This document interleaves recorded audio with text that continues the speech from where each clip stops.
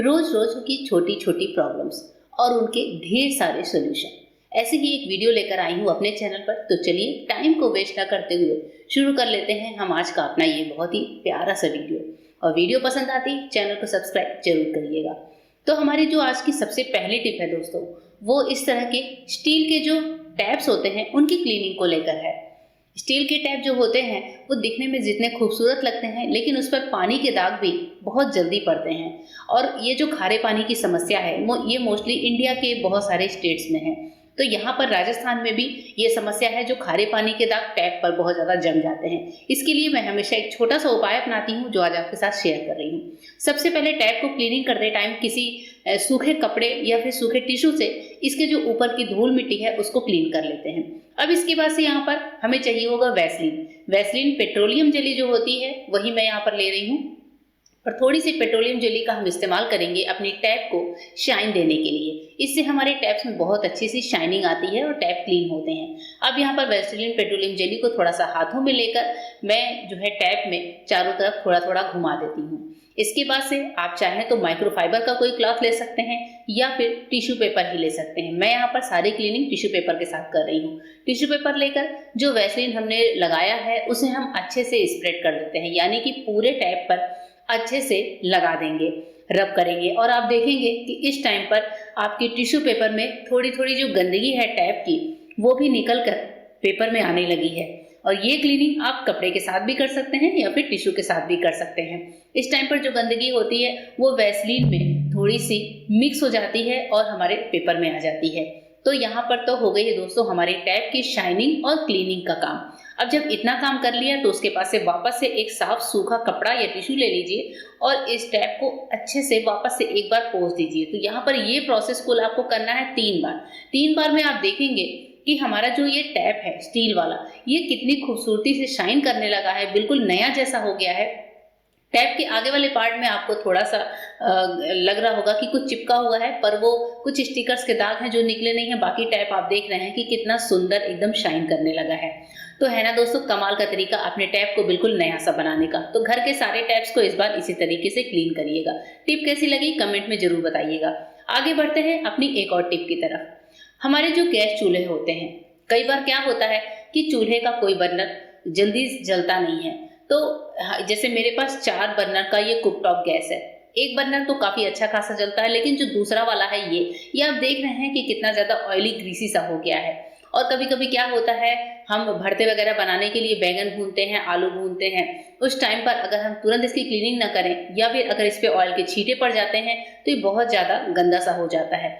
तो मैं यहाँ पर एक बर्नर की बहुत ही अलग टाइप से क्लीनिंग कैसे करेंगे जिससे हमारे गैस की वेस्टेज ना हो, क्योंकि अगर बर्नर सही नहीं जलता दोस्तों तो गैस की वेस्टेज भी बहुत ज्यादा होती है। तो गैस की वेस्टेज को बचाने के लिए बर्नर को क्लीन कैसे करें ये तरीका आज आपके साथ शेयर कर रही हूँ। इसके लिए हमें चाहिए होंगी कोई सी भी दवाई, कोई एक्सपायरी दवाई जो आपके घर में पड़ी हो, जिनका आपको इस्तेमाल नहीं करना हो, सिर्फ फेंकना हो। तो उन दवाइयों को आप फेंके नहीं, इस तरह के बहुत सारे टिप्स एंड ट्रिक्स में हम उनका इस्तेमाल कर सकते हैं। तो एक्सपायरी दवाइयों से जुड़ी हुई ये टिप्स आपको निसंदेह बहुत पसंद आएगी। मेरे पास विटामिन सी की गोलियां थी जो कि एक्सपायरी हो चुकी हैं, तो मैंने इनको फेंकने की बजाय क्लीनिंग में यूज करना सही समझा है। तो सबसे पहले विटामिन सी की 1 या 2 गोली ले लेते हैं। मैं चूंकि एक ही बर्नर की क्लीनिंग कर रही हूँ तो मैं जो है एक ही गोली लूंगी। अगर आप जितने बर्नर क्लीन कर रहे हैं उतनी गोलियां आपको चाहिए। कोई भी डिस्प्रिन हो या फिर डाइक्लोविन या फिर पैरासीटामोल की गोलियां भी आप ले सकते हैं। अब गोली को लेने के बाद हम क्या करेंगे, इसको पहले थोड़ा सा इसका पाउडर बना लेते हैं। और इसके लिए मैं जो अदरक कूटने वाला इमामदस्ता है उसी का इस्तेमाल कर रही हूँ। बहुत ही आसानी से ये गोलियां टूटकर पाउडर फॉर्म में आ जाती हैं। तो मैंने यहाँ पर ले लिया एक कटोरी और पाउडर बना लिया है। अब इस पाउडर को आप किसी बड़े बोल वगैरह में निकाल लीजिए। तो यहाँ पर एक गोली का पाउडर तैयार है। इसके बाद से जो चीज हमें चाहिए होगी दोस्तों वो है बेकिंग सोडा, यानी कि खाने वाला सोडा। ये खाने वाला सोडा जिसे हम खाने में भी इस्तेमाल करते हैं, ये क्लीनिंग के बहुत अच्छे काम करता है। तो जितनी मैंने गोली का पाउडर लिया है उतना ही या थोड़ा सा ज्यादा आप बेकिंग सोडा ले लीजिए। अब इसके बाद से जो तीसरी चीज हमें चाहिए वो है गर्म पानी। बढ़िया खौलता हुआ गर्म पानी ले लीजिए और इन दोनों के मिक्सचर में अच्छे से मिला लीजिए। इस पानी को मिलाने के बाद ये हमारा एक सोल्यूशन तैयार हो जाता है जिससे हम कर सकते हैं अपने ग्रीसी बर्नर की क्लीनिंग। बर्नर को डिप करके 30 से 40 मिनट या फिर 1 घंटे के लिए ऐसे ही छोड़ दीजिए। आपके पास टाइम है तो आप रात भर के लिए छोड़ सकते हैं। नेक्स्ट डे मैंने बर्नर को अच्छे से क्लीन कर लिया है और एक बार सिंपल पानी से भी निकाल लिया है, अलग से इस पर डिटर्जेंट नहीं लगाया है। आप देख रहे हैं बर्नर का जो ग्रीसीनेस है वो बिल्कुल खत्म हो चुका है। और बर्नर को जब आप इस तरह से पानी से धुलें, पहले इसे रख कर अच्छे से सूखने दीजिए। गीला बर्नर कभी भी गैस टॉप के ऊपर मत लगाइएगा, नहीं तो ये फालतू की गैस बहुत खराब करेगा। अच्छे से इसे सुखा लीजिए, हो सके तो इसे धूप आती है घर में कहीं तो धूप में रखकर सुखा लीजिए। इससे हमारे बर्नर बिल्कुल चिकने क्लीन हो जाते हैं, इनकी ग्रीसीनेस खत्म हो जाती है।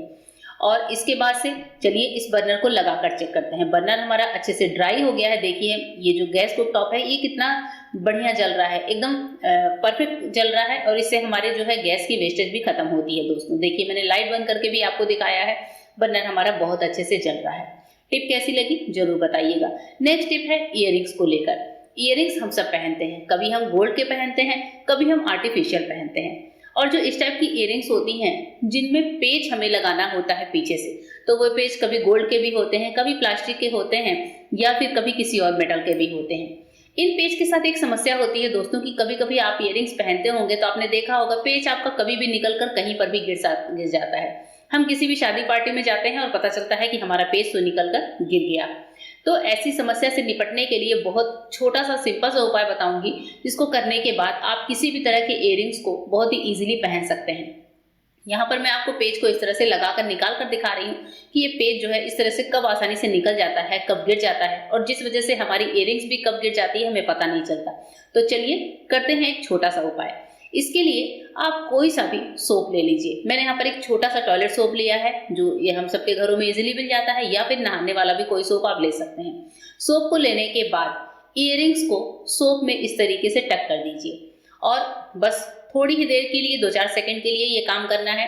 इयररिंग्स में लगा दीजिए और इससे निकालने के बाद होगा ये कि सोप की एक हल्की सी लेयर हमारे इयररिंग्स के पेच पर आ जाएगी। बहुत ज़्यादा ऐसा नहीं है कि कोई मोटी लेयर आएगी, एक हल्की सी लेयर आती है जो हमारे इस इयररिंग्स पर आ जाती है। और उसके बाद जब हम ये इयररिंग पहनेंगे दोस्तों तो इस सोप की लेयरिंग की वजह से हमारी जो इयररिंग का पेच है वो निकल कर गिरेगा नहीं। उसके बाद से आप आराम से इस पेच को लगाइए और इयररिंग्स को कानों में डालकर पेच लगाकर बहुत ही इजीली आप पहन सकते हैं। या फिर आप अगर नया इयररिंग्स लेकर आते हैं मार्केट से तो ये वाला टेस्ट करके भी इयररिंग को रख सकते हैं, जिससे आपको जब भी कहीं अचानक भी जाना हो तो आपको इयररिंग का ये वाला काम किया हुआ मिले। तो नेक्स्ट टाइम जब भी आपकी जिस भी इयररिंग की पेच गिर रही हो इस तरीके से उसको सही करना मत भूलिएगा। और हाँ, कौन सी टिप आपको ज्यादा पसंद आ रही है कमेंट करके बताते जाइएगा। चलिए बढ़ते हैं आगे आने वाली नेक्स्ट टिप की तरफ। हमारी जो नेक्स्ट टिप है वो सब्जियों को लेकर है। कभी कभी ऐसा होता है हम लेडीज के साथ कि हम मार्केट से सब्जियां तो लेकर आते हैं लेकिन इन्हें अच्छे से धुल कर वॉश करके सुखाने के रखने का टाइम नहीं होता, और हम इसे अगर ऐसे ही रख दें फ्रिज में तो सब्जियां 1 से 2 दिन में ही थोड़ा सा गलने सड़ने लगती हैं। तो जब भी आप सब्जियों को ऐसे लेकर आए जब आपके पास टाइम नहीं हो इसे फ्रिज में रखने का, इसे सुलझा कर तरीके से करके रखने का, तो ये छोटी सी टिप अपना लीजिएगा। नेक्स्ट टाइम से आपकी सब्जियां बिल्कुल भी खराब नहीं होंगी। तो जब सब्जी वाले भैया इस तरह से पैकेट में देते हैं तो पैकेट को गांठ तो आप अच्छे से लगाइए, गांठ को खुली मत छोड़िएगा, लेकिन उसके बाद से आप ले लीजिए कोई नाइफ या फिर कोई फोक वगैरह और इस नाइफ से इस पॉलिथीन में कर दीजिए एक आध छेद, यानी कि एक पॉलिथीन में 4 से 5 छेद कर दीजिए, हल्के हल्के से होल्स कर दीजिए। इससे होगा ये कि जो बाहरी हवा है वो पॉलिथीन के अंदर जाएगी और सब्जियां हमारी गलने सड़ने से बच जाएंगी। और इसके बाद से इन पैकेट्स को उठाकर फ्रिज में रख दीजिए। इस तरह से ये सब्जियां काफी दिनों तक फ्रेश होती हैं। 5 से 6 दिन भी अगर आपने इनकी सुध नहीं ली तो सब्जियां फिर भी खराब नहीं होंगी। तो दोस्तों कैसी लगी आज की वीडियो कमेंट करके बताइएगा। फिर मिलेंगे, तब तक के लिए गुड बाय, थैंक यू।